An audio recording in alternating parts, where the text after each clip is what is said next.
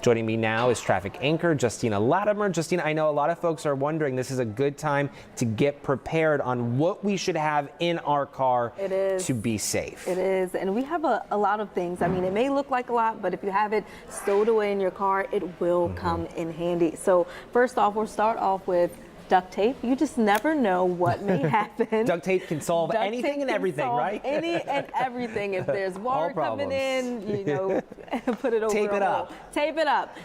Scissors, again, you just never know what could happen. Pliers.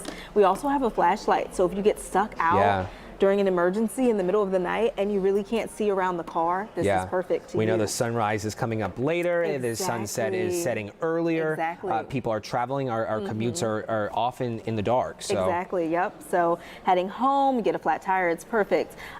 This is perfect, reflectors like this, for the same reason, right? If you're on the side of the roadway and you have your flashers on, but you're walking out and about around that car, just so people will know that there is And this is this easy to set up? Oh yeah, this is really easy. Yep, all you do is you twist it, the bottom here. Exactly. And then you put this leading up to your car on the shoulder. On the shoulder, yes. And you have the reflectors facing the oncoming traffic. Exactly. Good and stuff. Sometimes people don't move over when they see cars on the side of the roadway, so this is a good indicator for them to move over or slow down. When it comes to your health, you just never know what could happen during an emergency. So of course, you've got to have the first aid kit. A lot of them come with a variety of things like Band-Aids, Benadryl, Neosporin if you scratch yourself. And those are all contents that are inside this? Yep, it's all inside.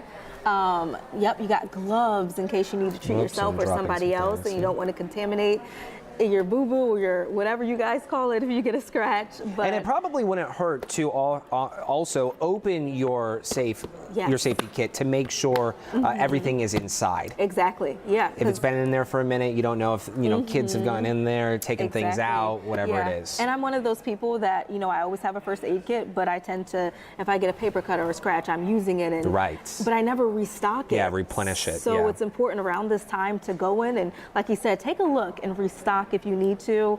Of course, a water bottle, you can't go wrong with filling it up or just having an empty one in case you need to go get water. One important thing that I always like to keep in my car, even if it's not an emergency and I'm heading to the grocery store, I always need a little snack. So this is important, especially if you get stranded outside or just anywhere, to have a snack. Put that in your kit, Yeah, you can put that in your kit, especially things like trail mixes. They tend to really don't go bad as often as other food items. So it's perfect. And nuts will keep you fuller longer. We can actually pull And there's this some out. protein in there too. Exactly, it's good for you. A vest, something that's bright. Something that's bright. This is something I use all the time, not for emergencies, but when I'm reporting on the roadways. It just shows that there is an emergency and for people to move over. And especially like you said, at night, this is a good reflector, especially if you have on a dark outfit, for people to see you out on the roadways. We got money over here. Yeah, this is actually my favorite. This is important. This is very important. I actually learned about this recently. To have cash in your car. So my thing was, why do I need cash when I can use my card or whatever you need during an emergency? No power. Like, who uses cash? But if there's no power, Zach. There's no debit card. There's no credit card machine, right? Yeah, how do they know if you have the funds? Well, exactly. You have to have cash on hand. So I recommend, having a little more than $20, but if you want to put $20 in your first aid kit just to have it on standby, that's a good way not to spend it and to have it in your car. You got an umbrella, of course. You never know when it's going to rain, pour. This is just always good, especially when you're hopping out, say to look at a tire or something like that. You can use your umbrella to kind of block that rain out. Common sense.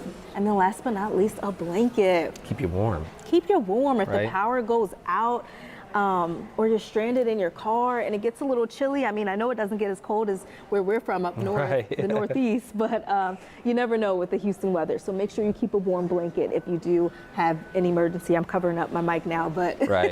No, these are really great reminders. And, to keep them, I know some folks back home in the back of their car or truck, they keep one of those small bins. And I'm looking around to see if we have any handy. We don't. But they put all of these items in those bins that are in the back of the vehicle. So this way, if something does happen, they're set and ready to Keep go. it all in Yeah. one space. Yeah. And not just, you know, scurried around your Yeah. car. So when it is an emergency, if you have to act quickly, you can, and you can just go into that bin and grab everything Yeah. you need. And on days like today, when we know inclement weather is heading our way, now is the time to double, triple check to get prepared if you aren't already. Exactly. All good information. Justina, thank you so much. right. We, of course,